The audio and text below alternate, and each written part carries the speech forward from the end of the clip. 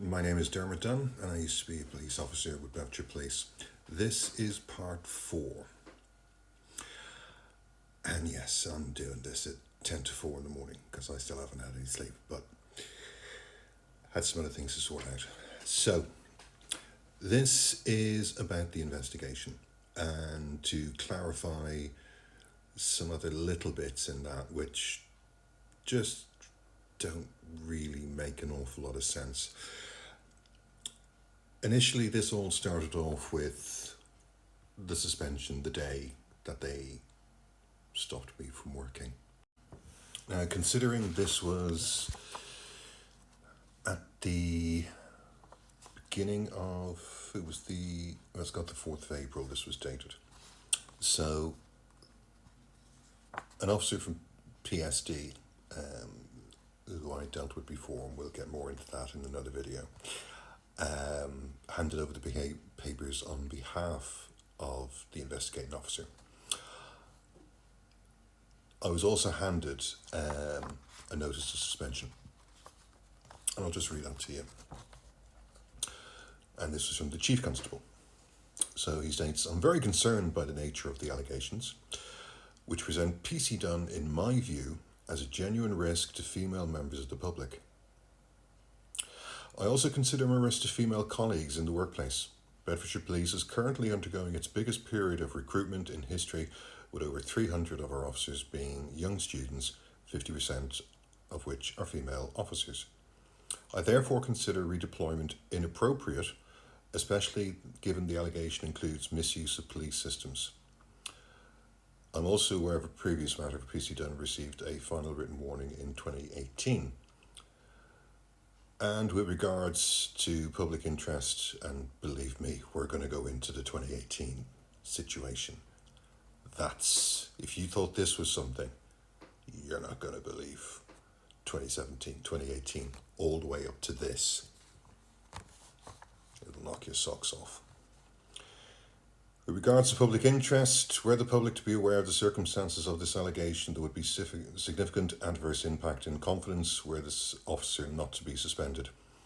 In my assessment of public confidence, I include our workforce who are members of our community." I do find this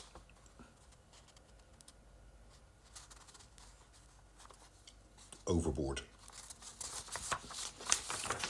But he's the boss. And you remember that these are allegations. And this is a word that gets used a lot. It was alleged. No evidence. It was alleged you did this. It was alleged. And people have the right to make an allegation. Unfortunately, though, as I explained in other videos, a lot of this was caught out very, very quickly, that there was a lot of lies.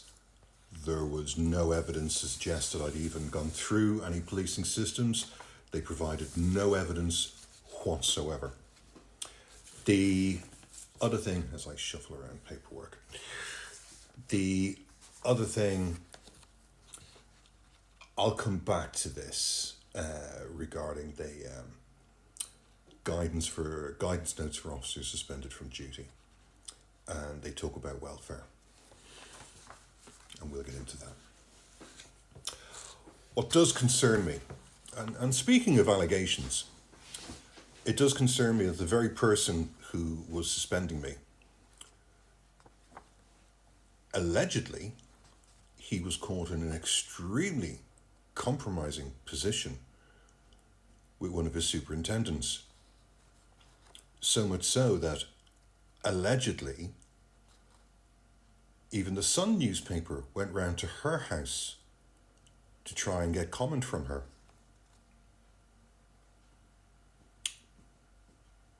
Didn't hear about that, did you? But don't worry, I'm led to believe that, allegedly, her husband got a promotion. That's nice. So going back then to the suspension, and it clearly states that we need to do this, and it's the investigation has to be done very quickly, and it's a priority. I was suspended for 18 months before this hearing happened. 18 months. And they'd already found out that within a matter of months, the amount of lies, as I stated before, regarding the QC's comments,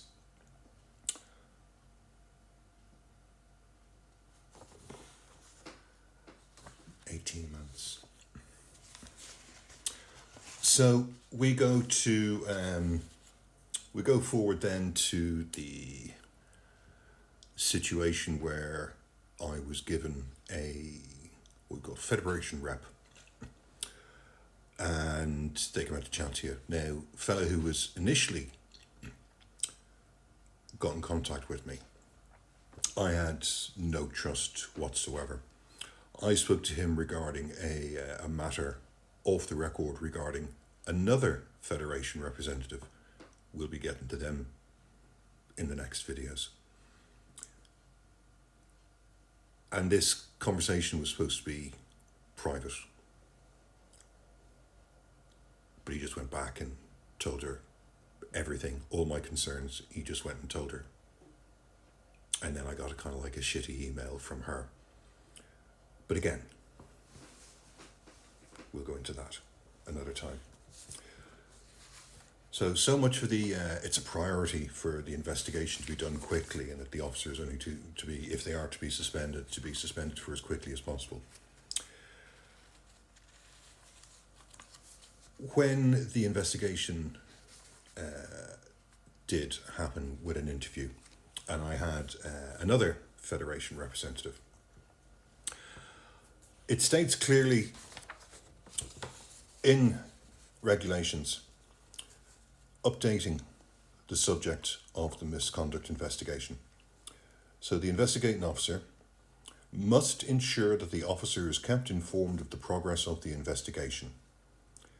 It is good practice to keep other parties, so staff association, federation, police round, updated at the same time. The investigating officer is required to notify the progression of the case every 4 weeks from the start of the investigation. And this can be in the form of an email, or any communication must be auditable. This is to ensure the communication has been transparent.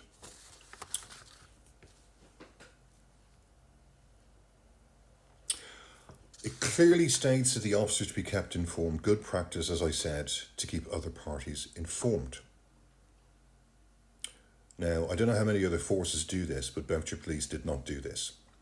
And I even raised a concern some months down the road, where I directly contacted the investigating officer and reminded him of his duties. Now, I had 1, maybe 2 emails, and then just reverted to breaking their own policy and procedure. Also, paperwork that was handed over. So there was what's called a bundle.